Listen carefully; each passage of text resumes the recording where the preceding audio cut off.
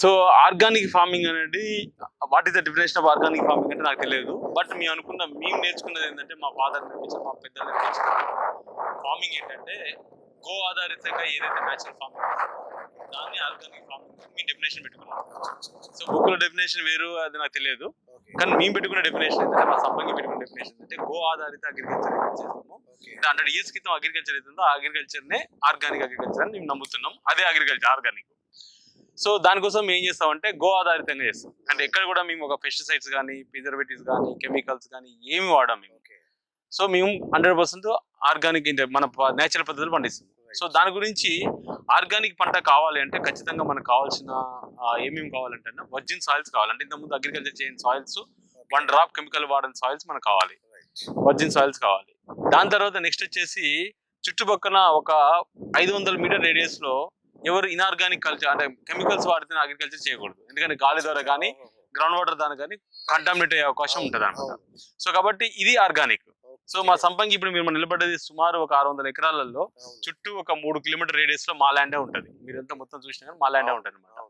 తర్వాత next first ఇక్కడ soil లో మేమే చేస్తాం అనమాట. అంటే ఫస్ట్ మేము కల్టివేషన్ మేము చేసినాం. ఇంతవరకు ఎవరు చేయలేదు. ఈ సాయిల్ మొత్తం కల్టివేట్ చేస్తాం. సో ఈ సాయిల్ ని కూడా మొత్తం టోటల్ గా ప్రిపరేషన్ చేసుకున్నాం. ఇంతకుముందు చూస్తే మొత్తం అట్లా బ్యారన్ ల్యాండ్ లెక్క గుట్టలు లెక్క ఉండేది అనమాట, పనికిరాని భూమి లెక్క ఉండేది.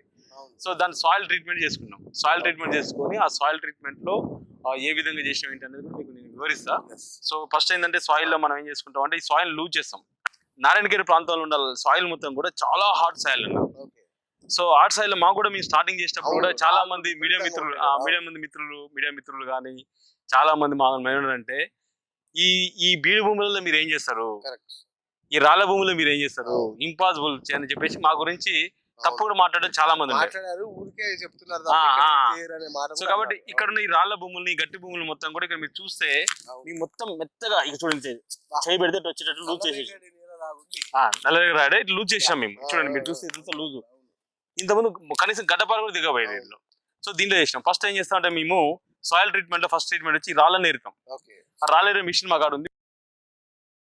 మిషన్ రాళ్ళేరుతాం. ఫస్ట్ రాళ్ళేరిన తర్వాత దాని తర్వాత నెక్స్ట్ సాయిల్ దున్ని దాన్ని లూజ్ చేసుకుంటాం అన్న. చూసుకున్న తర్వాత ఇక్కడ ఆర్గానిక్ మెన్యూస్ అవుతున్నాయి అంటే గో డంగ్ కానీ ఇవన్నీ కలిపేసుకొని దీన్ని ట్రీట్మెంట్ చేసుకుంటాం. తర్వాత నెక్స్ట్ ఏం చేస్తాము, సాయిల్ ని ఇప్పుడు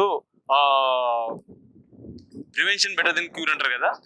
సో అట్లనే మనం సాయిల్ ని కూడా ఒక మొక్కకి డిసీజ్ వచ్చిన తర్వాత రైతులు మందులు కొడతా ఉంటారు.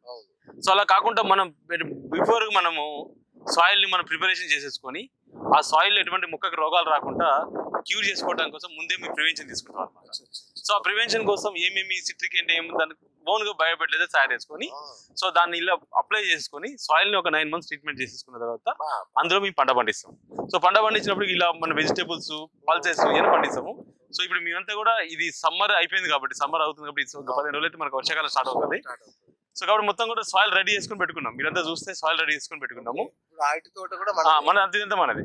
ఈ సాయిల్ ని మొత్తం రెడీ చేసుకుని పెట్టుకున్నాము. ఈ సాయిల్ ని మొత్తం చేసుకున్న తర్వాత రాగానే మీకు దాదాపు ఒక సుమారు ఈ సంవత్సరం ఒక 500 ఎకరాలలో మనం వెజిటేబుల్స్, ఫ్రూట్స్ పండించాలనుకుంటాం అనమాట.